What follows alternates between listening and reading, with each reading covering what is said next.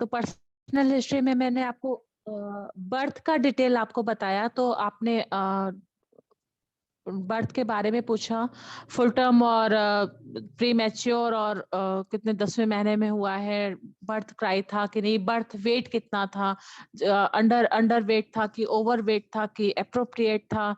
तो ये हमने बर्थ का इंफॉर्मेशन लिया। फिर हम लोग लेते हैं डेवलपमेंटल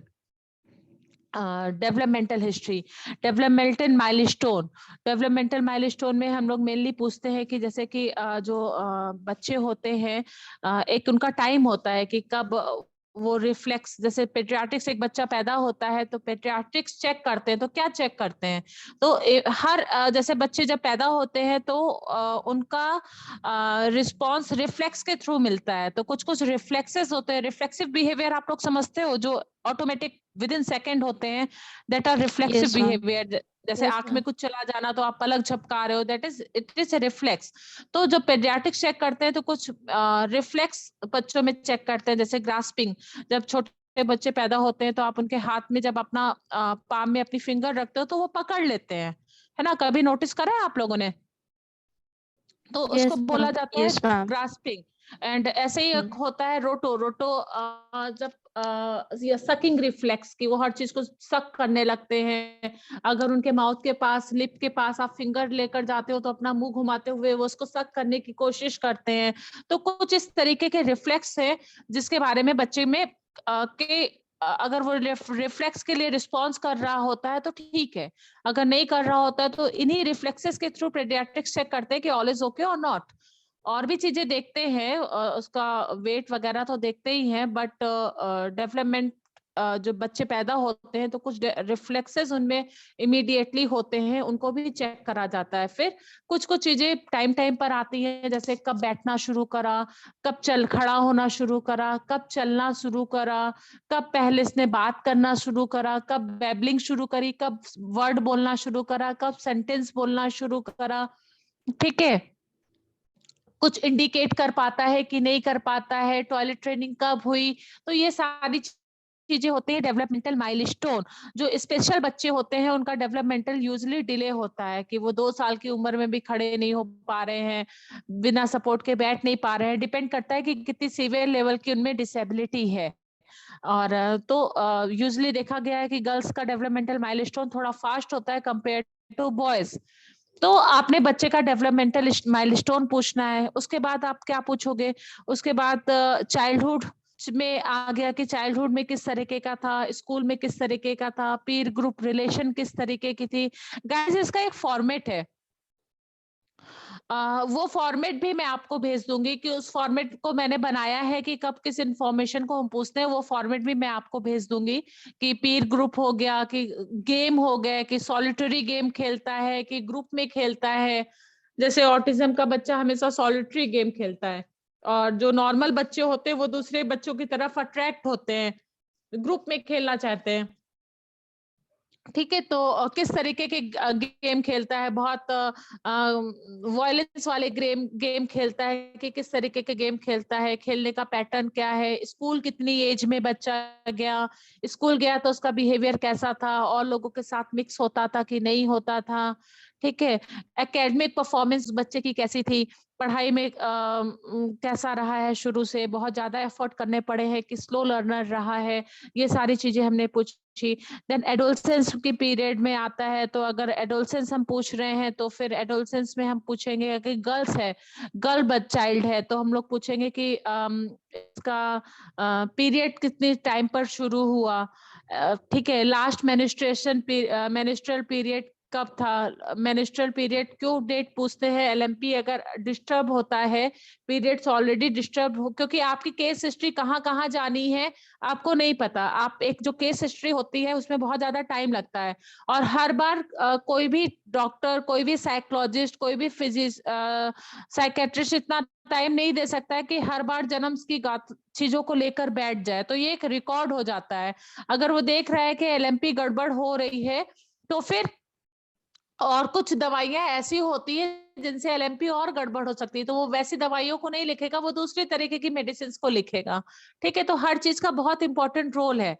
तो पीरियड कितने टाइम पर शुरू हुआ, कब कब अटेंड करा, एलएमपी क्या थी, अगर एज हो चुकी है तो मेनोपॉज किस एज में हुआ, ठीक है। एंड फिर आपने एडोलसेंस में तो खैर मेनोपॉज नहीं होगा।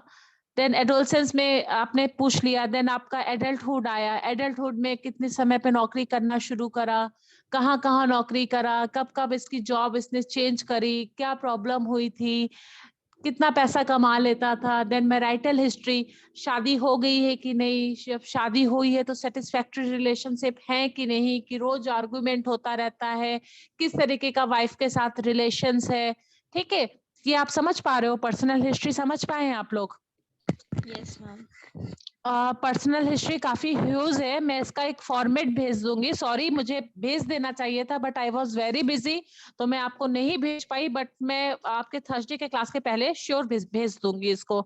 तो हमने पर्सनल हिस्ट्री सारी पता कर ली। पर्सनल हिस्ट्री पता करने के बाद एक आखिरी में पर्सनल हिस्ट्री में एक और भी चीजें आती है, जैसे कि होम एटमॉस्फेयर, घर कैसा था इसका, घर का माहौल कैसा था, ठीक है। बहुत ज्यादा डिप्राइवेशन था कि सुविधाएं बहुत जल्दी मिल जाती थी, डिसिप्लिन कैसा था, ये सारी इंफॉर्मेशन आपकी आती है पर्सनल हिस्ट्री में। फिर पर्सनल हिस्ट्री में फिर हमारा आता है pre morbid personality. Pre morbid personality में क्या होता है कि what is pre morbid personality? Pre morbid personality होता है कि जैसे आज से दिक्कत शुरू हुई है, जैसे मुझे 1 महीने से दिक्कत शुरू हुई है और 1 महीने से मैं बहुत परेशान हूँ, तो मेरे साथ में जो इन्फॉर्मेंट जाएगा, जब क्लाइंट खुद से अकेले आता है तब तो आप प्री मॉर्बिड पर्सनैलिटी नहीं पता कर सकते हो किसी की, बट अगर कोई इन्फॉर्मेंट आता है तब आप प्री मॉर्बिड हिस्ट्री पता कर सकते हो। जैसे प्री मॉर्बिड हिस्ट्री होती है कि सिम्टम शुरू होने के पहले इसकी क्या पर्सनैलिटी थी, ठीक है। सिम्टम शुरू होने के पहले ये किस तरीके का था। बच्चों के केस में हम पर्सनैलिटी नहीं बोलेंगे, टेम्परामेंट बोलेंगे, बड़ों के केस में हम पर्सनैलिटी बोलेंगे। जैसे कि मान लीजिए एक मैनिक पेशेंट आ गया और एक मैनिक पेशेंट बहुत तोड़फोड़ कर रहा है, सारी चीजें पूरा परेशान करके रखा है, 1 महीने से उसका दिक्कत है, तो साथ में जो आएगा हम उससे पूछेंगे इसको ये दिक्कत 1 महीने से है, 1 महीने के पहले ये कैसा था, कैसा व्यवहार करता था। तो अगर उसने बोला, इन्फॉर्मेंट ने बोला कि बहुत अच्छा था, सबसे हंसता मिलता था, सब काम में हाथ बटाता था, पैसा कमाता था, तो आप बताओ प्री मॉर्बिड पर्सनैलिटी स्टेब्लिश्ड हुई कि नहीं, बैलेंस थी कि नहीं थी? Yes ma'am, it yes was. Ma'am. Okay. But अगर वो बोलता है कि दिक्कत तो अभी 1 महीने से आई है, बट ये शुरू से बहुत बदमाश टाइप का था, कभी जानवरों को मार देता था, कभी ईंटें फेंकने लगता था, कभी किसी से मोहल्ले में लड़ाई लड़ लेता था, एक बार तो किसी के सर पे इसने पत्थर मार दिया था, उसका सर फूट गया था, कभी पैसे चुरा लेता था, तो आप बताओ प्री मॉर्बिड पर्सनैलिटी में सही थी कि कुछ दिक्कतें थी? दिक्कतें पहले से थी। दिक्कतें पहले से थी। तो ये जो दिक्कतें बता रहा है वो किस तरीके की दिक्कतें बता रहा है? एंटी सोशल टाइप की दिक्कतें बता रहा है, जी। ठीक है। अभी प्री मॉर्बिड पर्सनैलिटी जानना क्यों जरूरी है? प्री मॉर्बिड पर्सनैलिटी जानना इसलिए जरूरी है कि एक अगर पर्सनैलिटी बन गई तो पर्सनैलिटी में चेंजेस नहीं लाए जा सकते हैं। आप बीमारी को तो ठीक कर सकते हो, मुझे 1 महीने से खराब विचार दिमाग में आ रहे हैं, कॉग्निटिव एरर आ रही है, तो मैं इस एरर को ठीक कर सकती हूँ। बट अगर मैं बनी ही वैसी हूँ, जैसे कि कुम्हार घड़ा बनाता है, तो घड़ा उसने टेढ़ा मेढ़ा बनाया और बना के पका दिया, अच्छे से वो घड़ा पक गया, अब क्या आप उस घड़े की शेप में परिवर्तन कर सकते हो? No ma'am. नहीं कर सकते हो।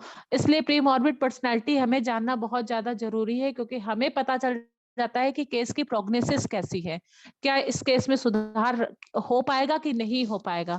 अगर ऑलरेडी बर्तन पहले से ही खराब है तो आप उसमें कुछ कर नहीं सकते हो, तब तो बस ये है कि भाई कहीं से लीक कर रहा है तो वहां पे आपने एमसील लगा दी, करेगा। यानी पहले से ही पर्सनैलिटी बहुत डिसऑर्डर है, बहुत सारे खराबियां हैं, तो अभी में जो दिक्कत परेशानी हो रही है, जो मैनिक सिम्टम्स हो रहे हैं, वो ट्रीट किए जा सकते हैं, बट पर्सनैलिटी नहीं सुधार सकते हो आप। इसलिए हमें प्री मॉर्बिड पर्सनैलिटी जानना बहुत ज्यादा जरूरी हो जाता है। गाइस क्लियर हुआ ये आप लोगों को? Yes ma'am. कोई प्रॉब्लम है नो मैम। No ma'am. सभी को? ओके ओके, तो फिर आपने इसकी अब आपने जितनी इंफॉर्मेशन ली है, अब आप सारी इंफॉर्मेशन को कंपाइल करके लिखोगे। एक लास्ट में आप एक पैराग्राफ बनाओगे और सारी इंफॉर्मेशन को आप कंपाइल करके लिखोगे, तब आपका ये कि हमारा जो पेशेंट है वो किस बैकग्राउंड से, कितना ईयर ओल्ड है, किस बैकग्राउंड से बिलोंग करता है, कितना एकेडमिक क्वालिफिकेशन है, इसकी क्या कंप्लेन थी, पास्ट में कुछ था कि नहीं था, अभी में क्या ट्रीटमेंट चल रहा है, फैमिली में क्या हिस्ट्री रही है, पर्सनल हिस्ट्री किस तरह की रही है, कुछ नहीं है तो नॉर्मली आपने एक पैराग्राफ में इनको समराइज करके लिख दिया, और अगर कुछ रहा है तो आपने उसको हाईलाइट कर कर उस पर जोड़ दिया। तो इस तरीके से अगर किसी के पास टाइम नहीं है तो लास्ट में आपका वो जो फॉर्मुलेशन है, केस फॉर्मुलेशन है, उसको देखकर वो पूरी चीजें इन्वॉल्व कर सकता है। ठीक है, कि लास्ट में जो केस फॉर्मुलेशन है उसको देख के सारी चीजों के बारे में सोच सकता है कि आपने 4-5 पेज की केस हिस्ट्री ले ली। अब किसी के पास 4-5 पेज पढ़ने का टाइम नहीं होता है तो लास्ट में एक पैराग्राफ केस फॉर्मुलेशन देखते हैं। अभी आपका ये केस हिस्ट्री वाला पोर्शन कंप्लीट हुआ है, अभी इसमें आपको मेंटल स्टेटस एग्जामिनेशन मुझे कराना होगा, तब ये पूरा कंप्लीट होगा। तो ये मेंटल स्टेटस एग्जामिनेशन वाला जो पोर्शन है ये मैं आपको थर्सडे को कराऊंगी। उसके पहले मैं आपको पीडीएफ भेज दूंगी कि एक बार आप मेंटल स्टेटस एग्जामिनेशन पढ़ लो कि कुछ भी बताए तो वो बिल्कुल नया ना लगे। Yes ma'am. ओके ठीक है मैम। गाइस, अभी आपके प्लीज जो भी क्वेरी क्वेश्चंस हो आप पूछ लीजिए। यस गाइस, मैम प्लीज बहुत किसी सारे का, फैक्टर्स, हाँ मैम कुछ जी, फैक्टर्स जो एमएससी में होते हैं, सेम हमने केस स्टडी में भी किया मैम, वो ओवरलैप होते हैं। जैसे कि हम प्रेसिपिटेटिंग फैक्टर्स की बात करते हैं या नहीं प्रेजेंट ऑफ एमएससी में प्रेसिपिटेटिंग फैक्टर नहीं होता है। MSc is mental status examination, ये प्रेसिपिटेटिंग फैक्टर एमएससी में होता ही नहीं है। मैं एमएससी के जो भी फैक्टर है मैं वो आपको थर्सडे को डिस्कस करूंगी। या please please carry on your question. Yes बेटा। मैम और कोई अभी तो क्वेरी है नहीं। ओके, तो आप एक बार पढ़िएगा, मैं कोशिश करके शाम तक ही पीडीएफ भेज दूंगी, तो आप एक बार इसको पढ़िएगा। अगर कोई क्वेरी होती है, कोई कंफ्यूजन होती है तो थर्सडे की क्लास में हम इसको क्लियर कर लेंगे। और एमएससी का भी मैं नोट्स भेज दूंगी आप लोगों को। ठीक है, thank you okay guys. Ma'am. और कोई थैंक क्वेरी यू हो सो तो मच प्लीज मैम। पूछ लीजिए आप लोग। जितना बताया है उतना समझ में आ गया है कि नहीं आया है? यस यस मैम, सारा क्लियर है। क्लियर हो गया। मैम थैंक और यू सो मच जीनोग्राम गाइस। आपको बताना था। जीनोग्राम में थर्सडे को मैं खुद से एक ड्रॉ करके ओके। आपको भेजूंगी, फिर उसको मैं ओके मैम। एक्सप्लेन कर दूंगी। Okay ma'am, no okay problem. Ma'am. Okay, thank thank you you ma'am. Guys. Okay thank you yes ma'am. Ma'am. Okay, Abha ma'am.